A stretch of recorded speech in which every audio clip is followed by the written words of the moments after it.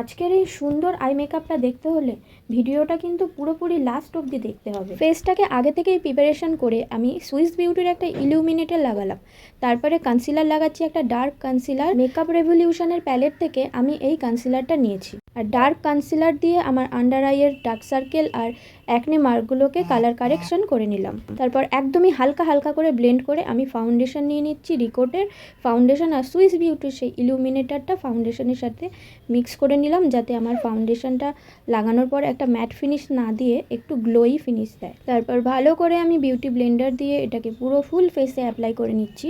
তো দেখতেই পাচ্ছ একটা গ্লোই ফিনিশ দিয়েছে, এটা কিন্তু ম্যাট ফিনিশ দেয়। যে কোনো ফাউন্ডেশন দিয়েই এইভাবেই কিন্তু একটা ডুই বেস তৈরি করা যায়। রিকোডের কনসিলার নিচ্ছি, কনসিলারটাকেও ভালো করে হাতে ব্লেন্ড করে নিচ্ছি, কারণ এই সময় শীত, আর শীতের সময় সব কিছুই কনসিলার ফাউন্ডেশন জমে যায়।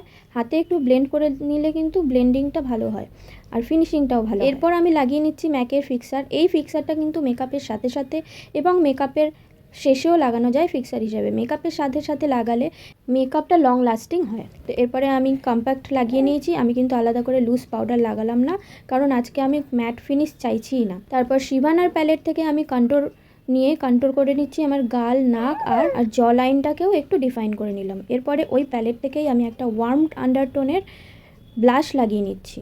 তো ব্লাশটা দেখেছো কত সুন্দর লাগছে। এরপর করতে চলেছি আমি সুন্দর একটা আই মেকআপ, যার জন্য আমি একটা ব্রাউন শেড নিয়ে নিয়েছি। ব্রাউন শেড নিয়ে আমি ক্রিজ লাইনটা ড্র করে সেটাকে ভালো করে ব্লেন্ড করে নিয়েছি। তারপর আবার একটা ডার্ক ব্রাউন কালার নিয়ে সেটাকে আমি আউটার কর্নারে অ্যাপ্লাই করেছি, সেটাকেও ভালো করে ব্লেন্ড করে আমি আবার ক্রিজ লাইন কনসিলার দিয়ে ভালো করে ড্র করে নিচ্ছি।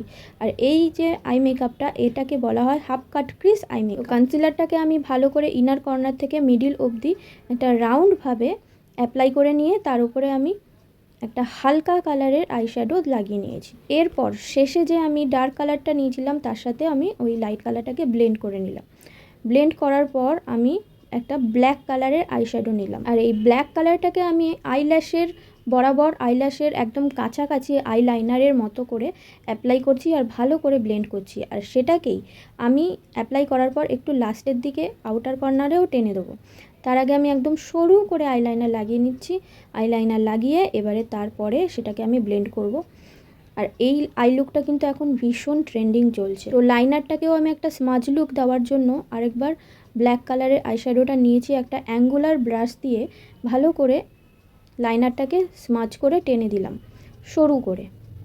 সেটাকেই আরেকটু ব্লেন্ড করে দিলাম যাতে একটু ব্লেন্ডেড লুক লাগে, মানে প্রফেশনালভাবে যেন করা হয়েছে এরকম দেখা যায়। তো দেখছো ভীষণ ভালো লাগছে। এরপর আমি একটু আইলিটার লাগিয়ে আমার আই মেকআপটা ফিনিশ করলাম। এরপর হোয়াইট কাজল, অ্যাজ ইউজুয়াল আমি হোয়াইট কাজলই লাগাই, কারণ আমার চোখটা ছোট। হোয়াইট কাজল লাগিয়ে আন্ডার আইতে আবার একটুখানি আইশ্যাডো দিয়ে আই মেকআপটা কমপ্লিট করে মাস্কারা লাগিয়ে নিলাম। আই মেকআপটা কিন্তু ভীষণ সুন্দর লাগছে।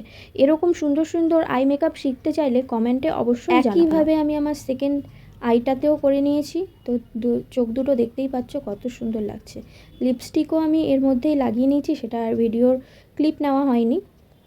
এরপরে আমি হাইলাইটার লাগিয়ে মেকআপটাকে কমপ্লিট একটা লুক দিলাম। এখন কিন্তু চলছে বিয়ের সিজন, আর এই লুকটা কিন্তু বিয়েবাড়ির গেস্ট হিসাবে যাওয়ার জন্য একদম পারফেক্ট। শাড়ি, চুড়িদার আর ওয়েস্টার্ন ড্রেসের সাথেও কিন্তু এই লুকটা খুব ভালোভাবেই যাবে। তো আজকের লুকটা কেমন লাগলো অবশ্যই কমেন্ট করে জানাও। শুধুমাত্র কি আই মেকআপের টিউটোরিয়াল ভিডিও আনবো সেটাও কমেন্ট করে জানাও। আজকের মতো টাটা।